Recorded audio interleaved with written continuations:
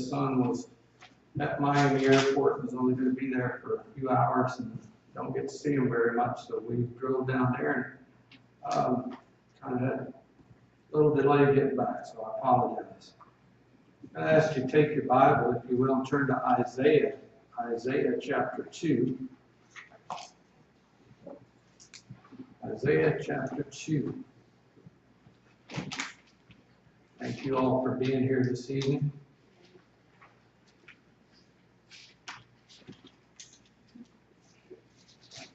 Isaiah chapter 2.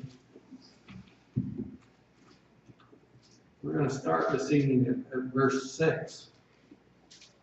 Isaiah chapter 2 and verse 6. Before we actually get into reading the scripture, verses 1 to 5 we talked about last time, and we read about the coming kingdom of heaven, or the kingdom of Christ on earth, that earthly reign of Christ, which we call the millennium, the millennial reign. But now, beginning at verse 6, Isaiah gives us the words of the Lord telling us that there will be a time of chastening before the blessing of the kingdom, before the kingdom will come. Now, the prophecies that he's given here are twofold, and we need to understand this is so often the case in Old Testament prophecy. You have a near fulfillment and you have a long-term fulfillment. The near fulfillment came about with Nebuchadnezzar's destruction of Jerusalem and Judah. But the long-term fulfillment is not that. The long-term fulfillment is of what we call the tribulation period, or the day of the Lord, as it says here. So with that in mind, God is going to bring charges against the people of Israel. And they are charges against the people of Israel, but they could be charges against people of today. I think you'll see that as we go along. It's quite appropriate. So let's begin reading in Isaiah chapter 2, verse 6.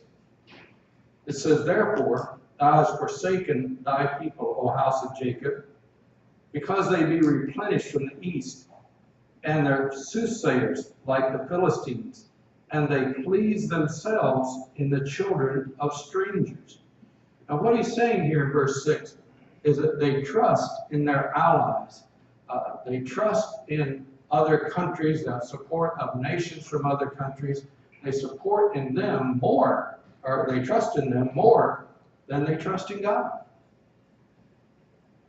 That's good when we have friends that we can count on. That's a good thing. It's been said, a good friend is one of the best things you'll ever have. And that's true. But the fact of the matter is we cannot trust in people more than we trust in God. Secondly, they have become soothsayers.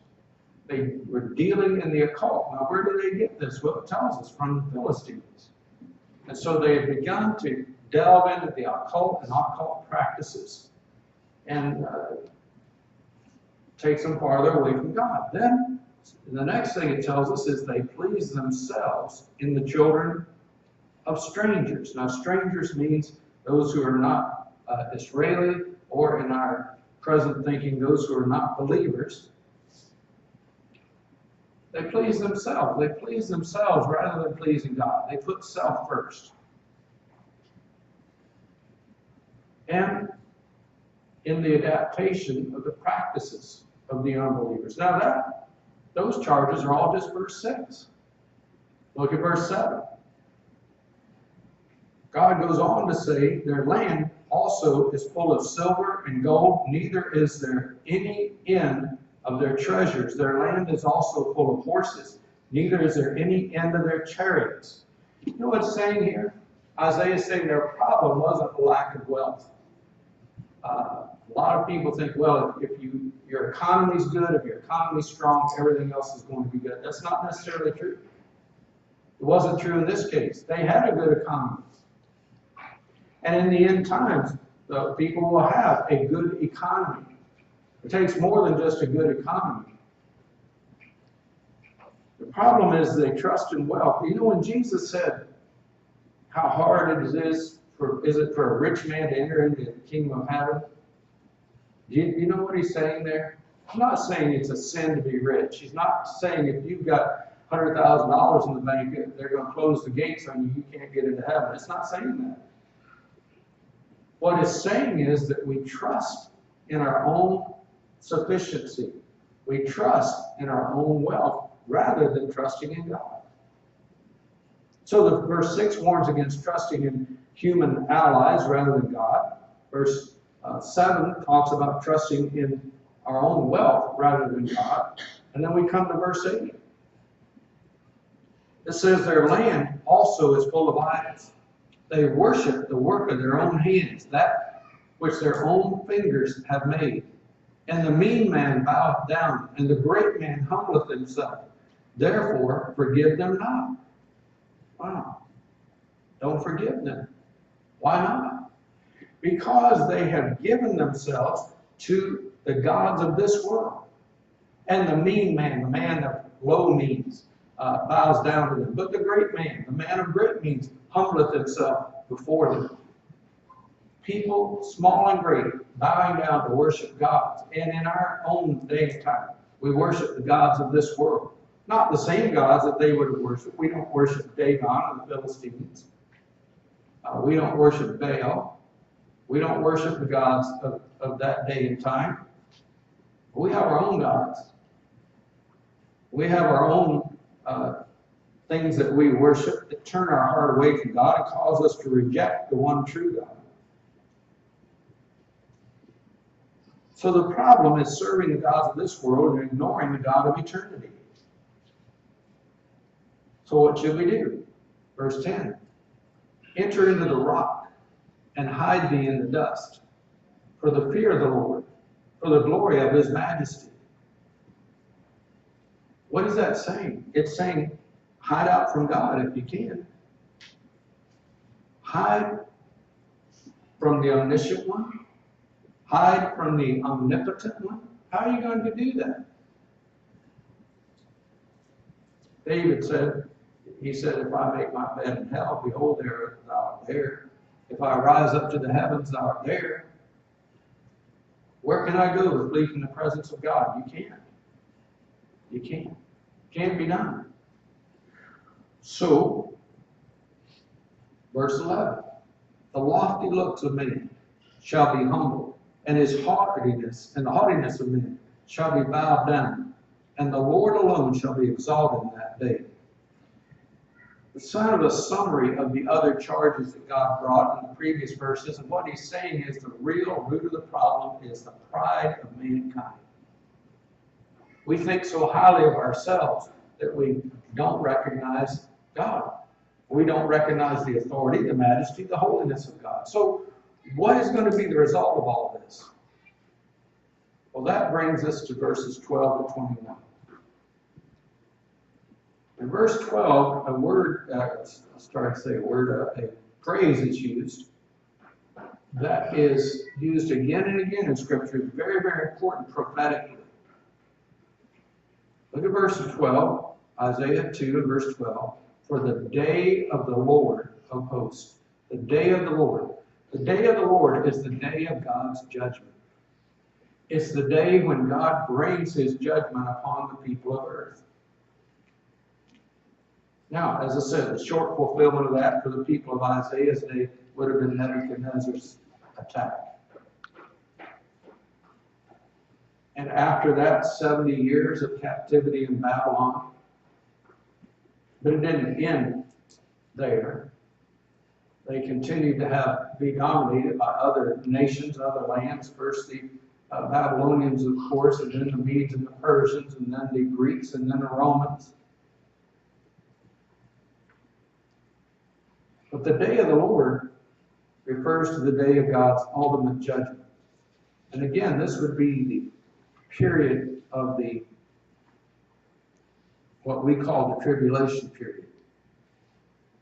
And what's going to be judged? Well, look at verse 12 again. For the day of the Lord of hosts shall be upon every one that is proud and lofty, and upon every one that is lifted up, and he shall be brought low.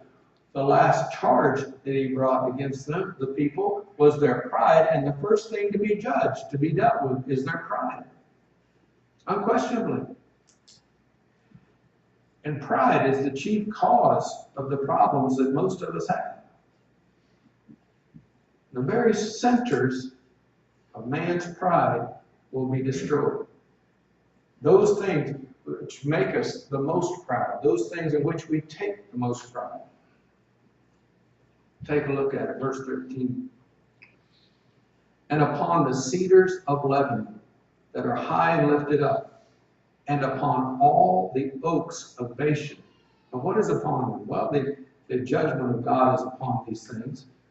Well, what is it talking about, the cedars of Lebanon? The cedars of Lebanon were considered to be the strongest, greatest trees known in the world at that time. It talks about using cedars of Lebanon to build the temple. And anytime the Old Testament, they want to talk about something being strong, strongly built, they built with the cedars of Lebanon. Now, cedar is a very durable wood. And that is factual, but it is also symbolic.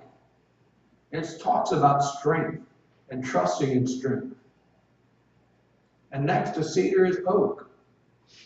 Now, I remember so many years ago when we ordered the pews that you're sitting in right now. I can tell you what they're made out of. The ends are made out of laminate wood. The seat and the back are made out of pine. And the cap rail that you're looking at there, that's cherry wood. Everyone, how do you know that? Because we ordered them. Now, we could have ordered some that were entirely made of oak.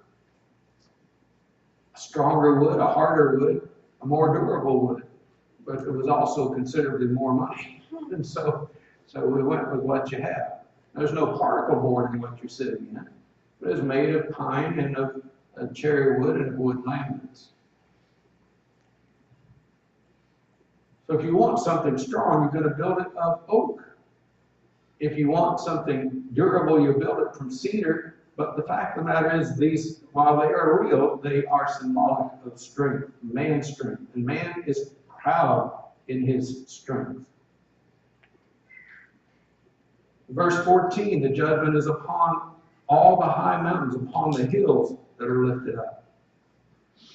Our high vantage points, those places where we think we're secure because we're up where people cannot get to us. Years ago, I had the opportunity to visit the home of the Trapp family. And you may not know who that is right away, but you will in a moment. The Trapp family, or you may have heard them called Von Trapp family. You ever seen the movie or heard the movie, The Sound of Music? Everybody know? Okay, well, that's based on a true story. Doesn't mean everything in the movie is true.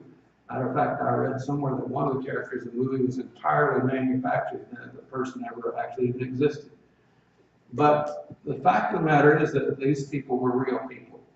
And Maria von Trapp and her family fled from the Nazis in Germany. Her husband had been a submarine captain, and they wanted him, the Nazis wanted him to press him back in the Navy and cause him to be a submarine captain again, and he refused, and they fled from Austria. They settled in Vermont. And I've been to their home in Vermont. So did you meet them there? I did not. But I've been to their home. And it's high up in the mountains. Now, they lived in the United States for a long time. But they said that the reason they chose that location for their home was they wanted to be high enough so that they could see all the territory around them, so that they could see if the Nazis were coming after them, and they could be prepared for that. Now, to my knowledge, that never did happen, but that was their fear. That's what they were concerned about, that these people would come after them. So they built a house with a high vantage point. You know what God's saying? Judgment on our high vantage points. Where we think we're secure, where we think we can see, we think we can defend ourselves. But you don't defend yourself against God. Verse 15 continues that thought, and upon every high tower and upon every fenced wall. Cities of that day and time or all walled cities. When Nebuchadnezzar raised Jerusalem, he breaks down the walls of Jerusalem. Centuries before that, when Joshua attacked Jericho, what happened? The walls fell down. The city of Babylon had tremendous walls, and they thought they were impenetrable. The Medes and the Persians came during the night of King Belshazzar's feast. You read about this in the book of Daniel. They did not even try to break through the walls of the city of Babylon. It would have been too hard, too difficult. Many times in that day, the battle plan would be to lay siege to a city and starve the people into surrender. But the Persians thought that would be too difficult and too time-consuming. The river Euphrates flowed right through the city.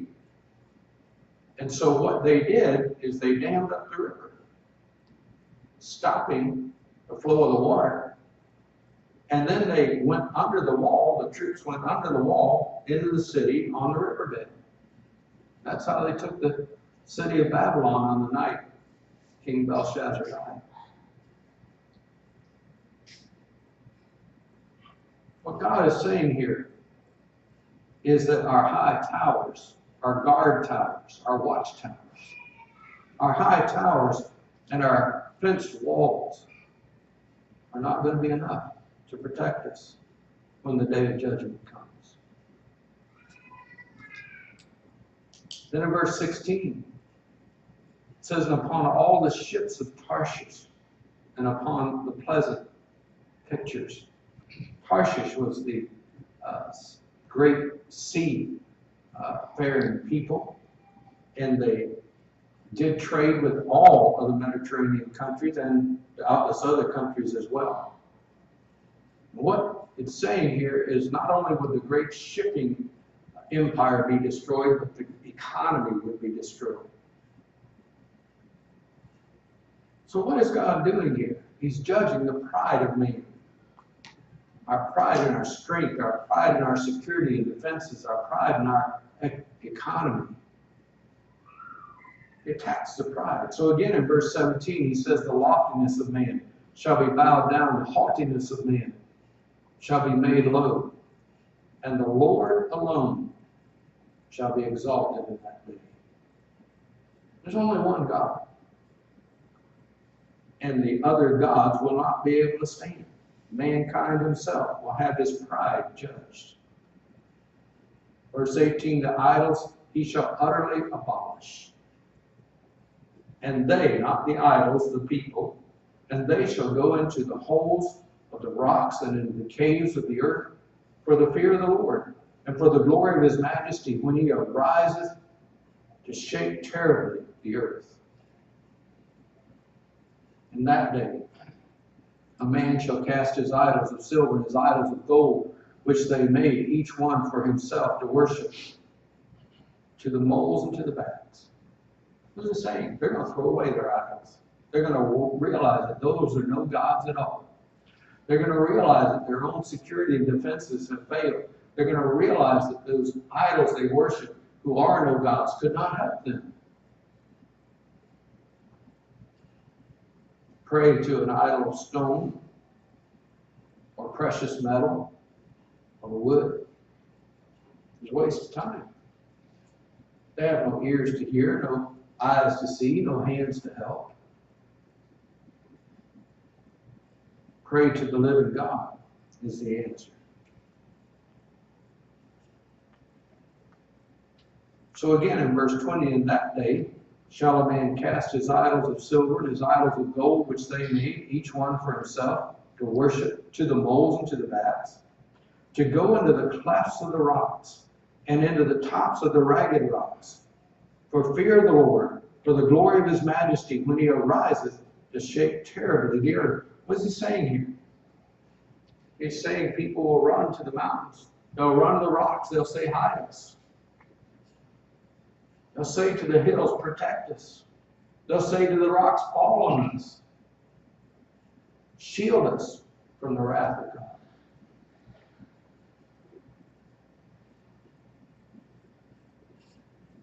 Then in verse 22, cease ye from man, whose breath is in his nostrils. For wherein is he to be accounted of?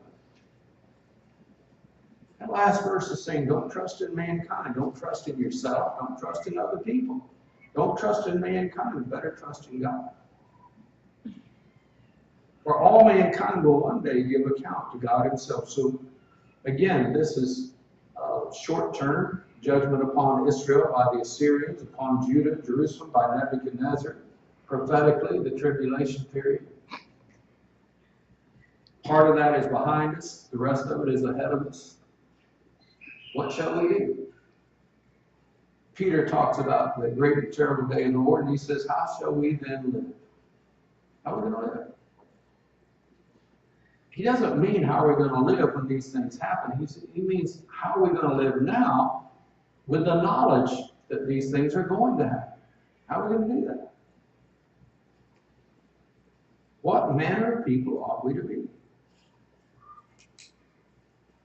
Well, first God says, cease from the worship of man.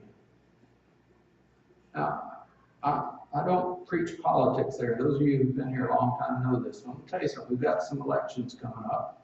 And I think you ought to vote. I do. I really think you ought to vote. I think you ought to pray about it, and I think you ought to seek God about it, and I think you ought to vote. But let's suppose that we vote and everything goes the way we want it to. However that is that you want it to be, everything goes the way you want it to go. Is that going to solve all our problems? It isn't. I'm not saying you shouldn't do it. Don't misunderstand me. I'm saying you should do it. You should go. You should vote. But even if everything goes as well as you think it could go, or as well as I think it could go, it's not necessarily going to solve our problems. Why? Our problems, do we have political problems? Sure we do. Do we have governmental problems? Yes. But our biggest problems are spiritual problems. Our biggest problems are problems of the heart. We have to get that straightened out. The old story about, and you've heard various versions of this, I'm sure. This original story that I heard was about the great preacher, George W. Truett, many years ago. He was pastor of a very large Baptist church. And one day, it was his day to study, but he was given the duty of babysitting his little granddaughter. I think they said she was 5.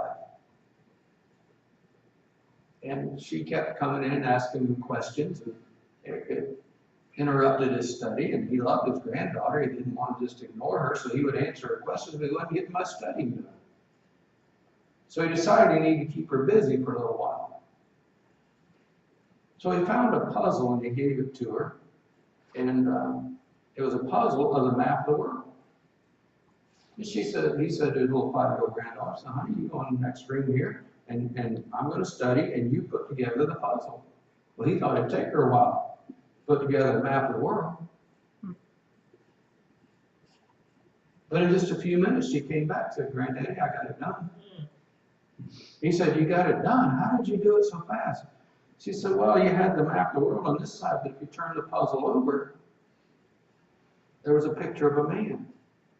I put the man together. And when the man was all put together and straightened out, the world took care of itself. You know what? Now again, I've heard other variations of that story, but that's the original story.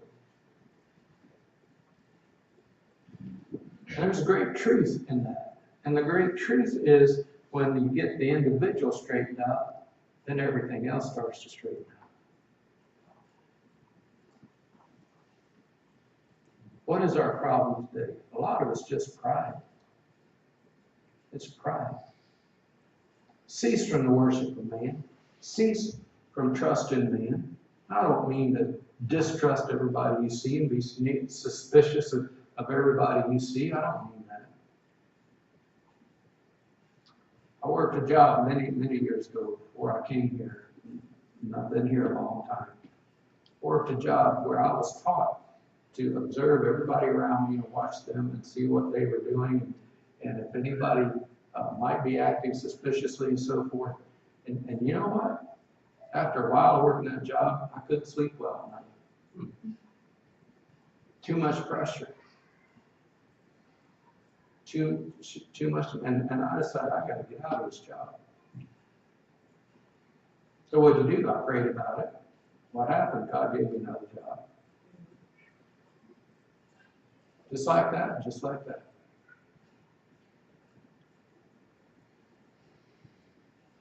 You need to cease from the worship of man, cease from trust in man. I do not mean to be suspicious of everybody. I don't mean to be in some kind of paranoia. I'm trying to tell you, you can trust your fellow man to a certain point, and you should. But the honest truth is, our ultimate trust has to be in God. Hymn writer says, the arm of flesh will fail you. You dare not trust your own. The way of the world cannot be trusted. So what are we going to do? We need to turn our heart to God. We need to put our faith in Him. We need to follow Him. We need to be obedient to His word. The fact of the matter is, these words that Isaiah gave were written almost 3,000 years ago.